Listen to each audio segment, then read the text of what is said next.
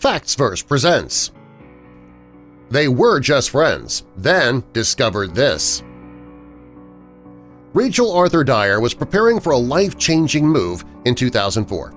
She was working in Washington State as a primary school teacher several hours outside Seattle.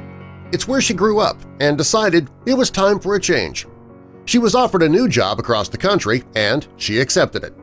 Rachel knew that taking the job would mean leaving a lot behind, but she was willing to do that. She was ready to start a new chapter in her life. Moving would mean Rachel had to leave her twin sister, Crystal Arthur Harrington, behind. The two women grew up together and were very close. When the girls were born, they were separated from the rest of the family because their mother had put them up for adoption. They didn't even know who their birth mother was. Fortunately, the twins were adopted by a loving and nurturing family, complete with loving parents and two younger brothers. The girls had always been curious about their birth mother's identity, though, but never acted on it. Rachel and her family left the West Coast and headed to the East Coast, to Virginia Beach, Virginia. She got a job at Tallwood Elementary School as an assistant teacher in the special education department. At first, leaving her twin sister and extended family behind was difficult. She started getting adjusted to her new surroundings and started making new friends. From the day Rachel started at her new job, people kept telling her that she looked so familiar to them. Some insisted that they'd seen her face before. Since Rachel had never been to Virginia ever in her life, she knew they had to be mistaken. There was no way that they'd ever seen her before. Her coworkers told her that no, she looked just like a teacher who'd worked there previously. But since the educator no longer worked there, they couldn't introduce Rachel to her so-called doppelganger. Rachel's doppelganger was Shannon Holly Nicole. She was several years younger than Rachel, but they told her that the resemblance was uncanny. Shannon had left the school because she got a job at Kings Grant Elementary.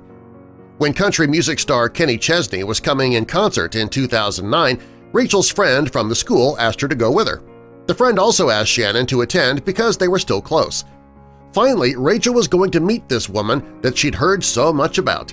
When Rachel and Shannon met, they both agreed that everybody was right. They did look very similar. They both said that seeing each other was almost like looking in a mirror, despite the age difference. They posed together for a photo to prove how similar they looked to one another. After moving to Virginia and meeting her doppelganger, home DNA tests started to become popular. Rachel's husband suggested that she take the tests. He thought maybe she could find some of her relatives. Since she was adopted, she really didn't know much about her past, so Rachel liked the idea and agreed. The DNA tests register each user. If there is a DNA match, the person tested will be informed. When Rachel got her test back, she found out that she had a cousin.